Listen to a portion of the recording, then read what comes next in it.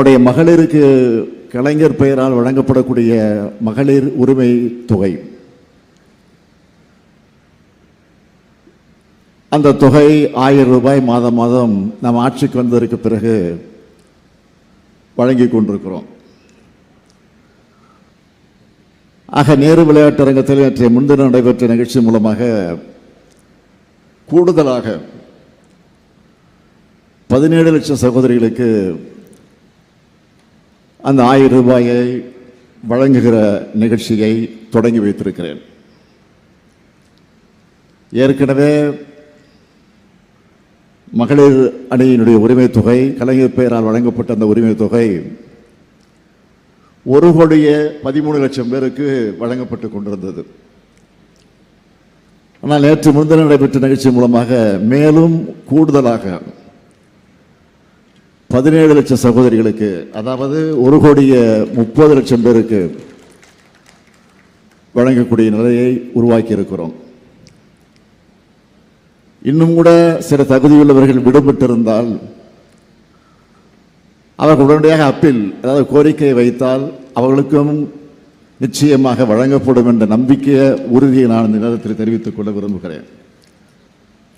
அது மட்டுமல்ல, அது இன்னும் உயரும் என்று கூட சொல்லியிருக்கிறேன். அப்படிப்பட்ட மகிழ்ச்சியான நாளில் தான் இன்னொரு பெருமிதமான செய்தியும் வெளியாச்சு. அதை நீங்கள் தொலைக்காட்சியில் பத்திரிகைலாம் பார்த்துருப்பீங்க. அதாவது ஒரு நாட்டோட, ஒரு மாநிலத்தோட முன்னேற்றத்திற்கான அறிகுறியாக இருக்கக்கூடிய ஜிடிபி, அந்த ஜிடிபி வளர்ச்சியில் இன்னைக்கு தமிழ்நாடு தான் நம்பர் 1 மாநிலமாக உருவாகி இருக்கு. இது ஏதோ நாங்கள் வெளியிட்ட அறிக்கை இல்லை, ரிசர்வ் வங்கி வெளியிட்டு இருக்கக்கூடிய அறிக்கை. நீங்க நினைச்சு பாருங்க, எவ்வளவோ தடங்கல்கள், எவ்வளவோ சோதனைகள், அந்த சோதனைகளெல்லாம் தாண்டி இன்றைக்கு சாதனை படைத்திருக்கக்கூடிய ஆட்சி தான் தமிழ்நாட்டில் நடைபெறக்கூடிய திராவிட மாடல் ஆட்சி. இன்னொரு பக்கம் தேர்தல் வேலைகள், அதில் குறிப்பாக எஸ்ஆர்ஐ என்ற ஒரு சட்டத்தை கொண்டு வந்து அந்த பணி வேறு நடைபெற்றுக் கொண்டிருக்கிறது. இங்கே கூட நம்முடைய எழுச்சி தலைவர், எழுச்சி தமிழர் நம்முடைய தொல் திருமாவர்கள் பேசுகிற போது குறிப்பிட்டு சொன்னார், இன்றைக்கு இந்த எஸ்ஆர்எஃப் பணியிலே திராவிட முன்னேற்ற கழகம் எந்த அளவிற்கு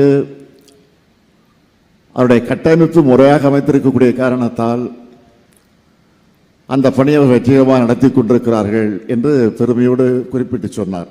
உண்மைதான். ஆக அந்த எஸ்ஆர்ஐ பணியில் இன்றைக்கு பம்பர மாதிரி நம்முடைய தோழர்கள்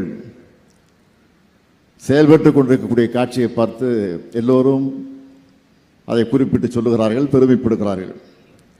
எதற்கு என்று சொன்னால், நம்முடைய வாக்குரிமையை நாம் காப்பாற்றியாக வேண்டும்.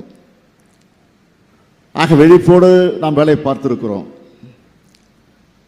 ஆனால் அதே நேரத்தில் பாதி வேலை தான் முடிஞ்சிருக்கு, இன்னும் பாதி வேலை இருக்கு.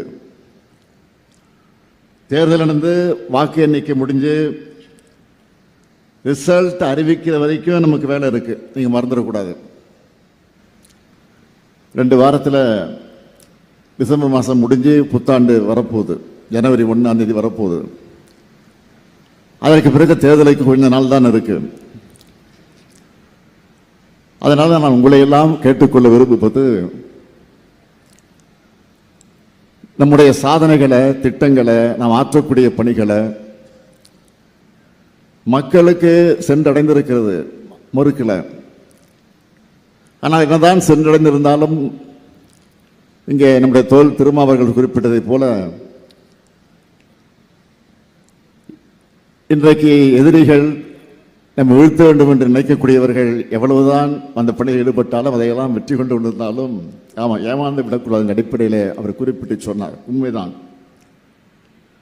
ஆக நம்முடைய சாதனைகளை, நம்முடைய திட்டங்களை வீடு வீடாக சென்று மக்களிடத்தில் எடுத்து சொல்லக்கூடிய அந்த பணிகளை ஈடுபட்டு அவைகளெல்லாம் வாக்குகளாக மாற்றணும். 7வது முறையாக திராவிட மாடல் ஆட்சி உருவாகி இருக்கிறது என்ற பெருமை நமக்கு வந்தாகணும். தமிழ்நாட்டினுடைய வளர்ச்சியை தொடரணும். அது உங்கள் இதனுடைய பங்கும் அதில் நிச்சயமாக இருக்க வேண்டும்.